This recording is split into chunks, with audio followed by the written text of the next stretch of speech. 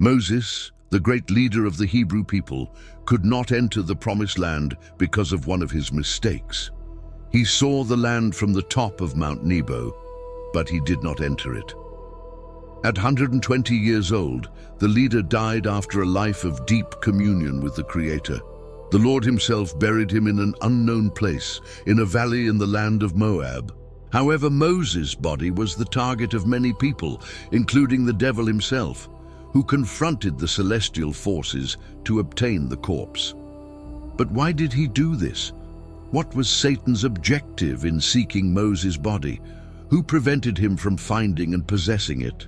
Of course, to understand this, we need to go beyond the Bible. In the book of Jude, which has only one chapter, the following is written in verse number 9. Yet the Archangel Michael, when contending with the devil and disputing about the body of Moses, dared not bring against him a railing accusation. On the contrary, he said, "The Lord rebuke you." Without a doubt, a very interesting passage, since it tells of the dispute between Archangel Michael and Satan over the body of the Hebrew leader. However, if we look in the Old Testament where Moses' story is told, we do not find this information. Let's look at chapter 34 of Deuteronomy, starting from verse 5, which is where this passage is. So Moses, the servant of the Lord, died there in the land of Moab, according to the word of the Lord. He buried him in a valley in the land of Moab, opposite Beth Peor, and no one knows to this day the place of his burial. Moses was 120 years old when he died. His eyes were not dim, nor his natural vigor diminished.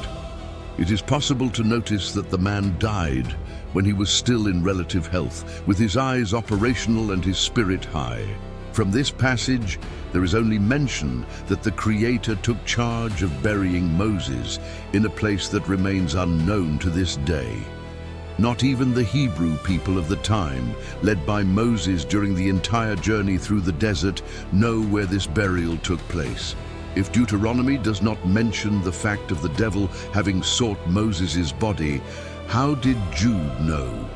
Where did he get this information to place it in his New Testament book? Well, these facts of truth were already known by the Jewish people and considered as historical events. Even another book, considered apocryphal, contained this passage.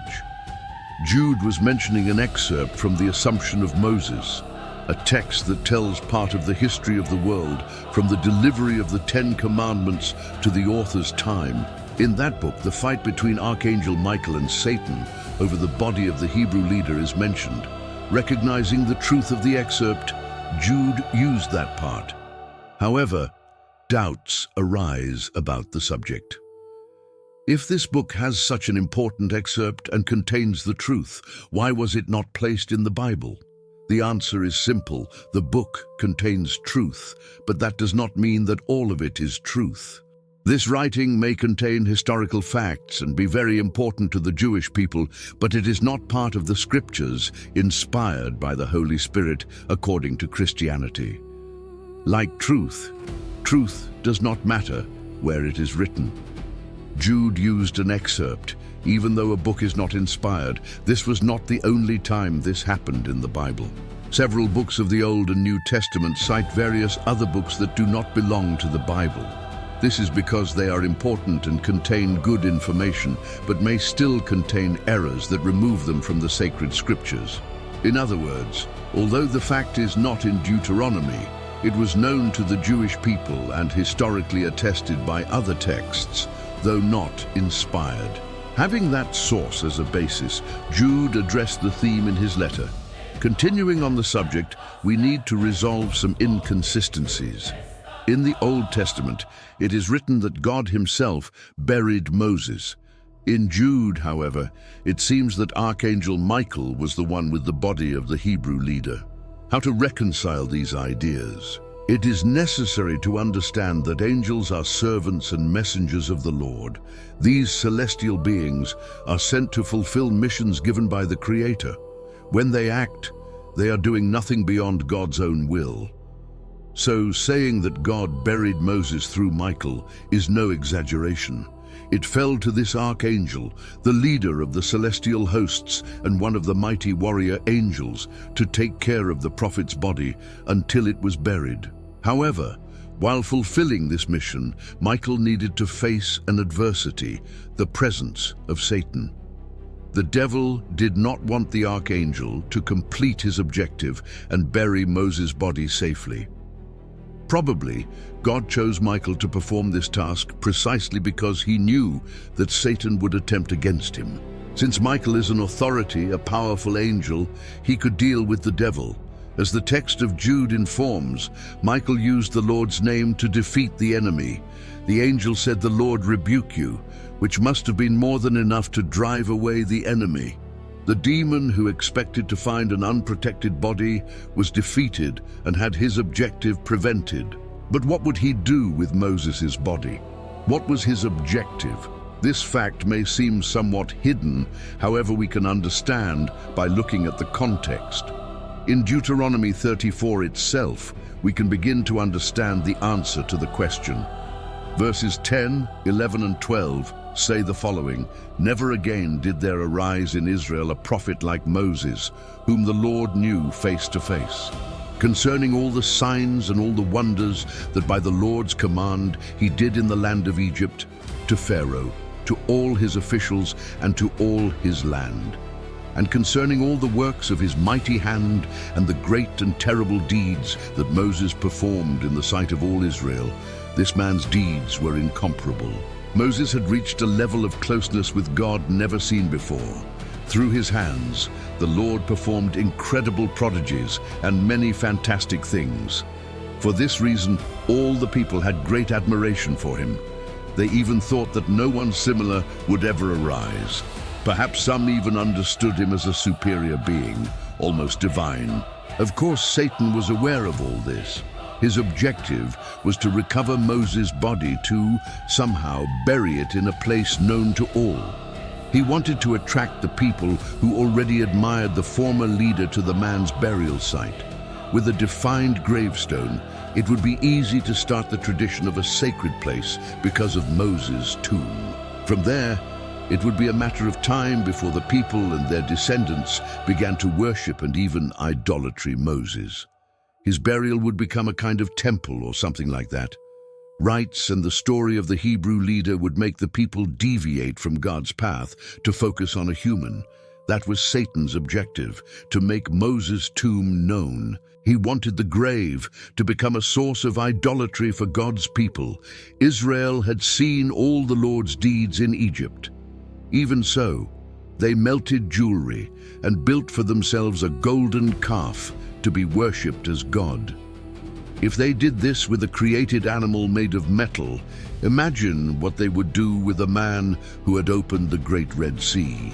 To prevent his people from falling into this sin, God sent Michael to bury the Hebrew leader in an unknown location.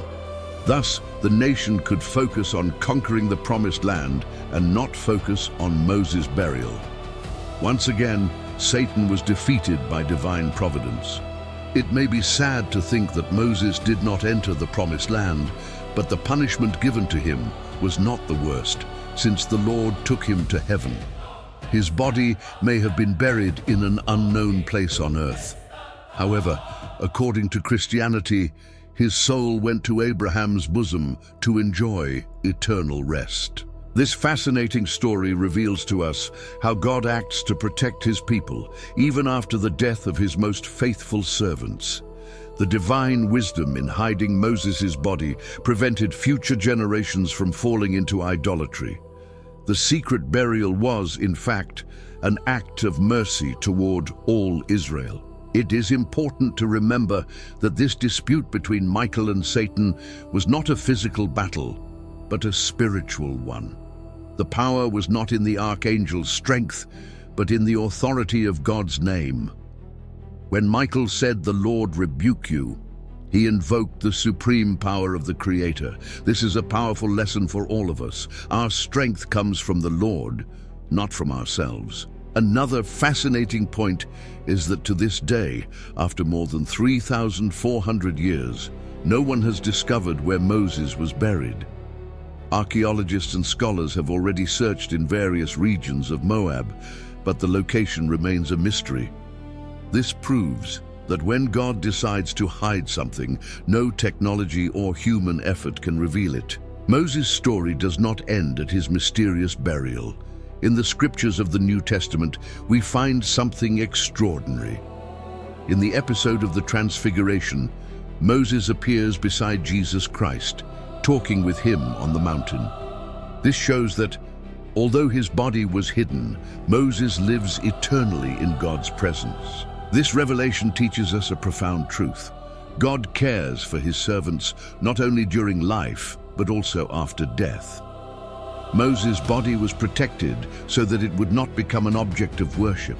His soul was preserved for eternity. This demonstrates the Creator's love and wisdom in all aspects. We can draw several lessons from this story. First, the enemy always seeks ways to divert God's people from true worship. Second, God knows all of Satan's plans and acts preventively to protect us. Third, we must worship only God, never transforming people, places, or objects into idols. It is essential that we examine our own lives. Do we have any religious leader, denomination, or place that has become more important than God? Are we focusing on people instead of focusing on the Creator? This is the trap that Satan wanted to set for Israel, and it is the same trap he tries to set for us today.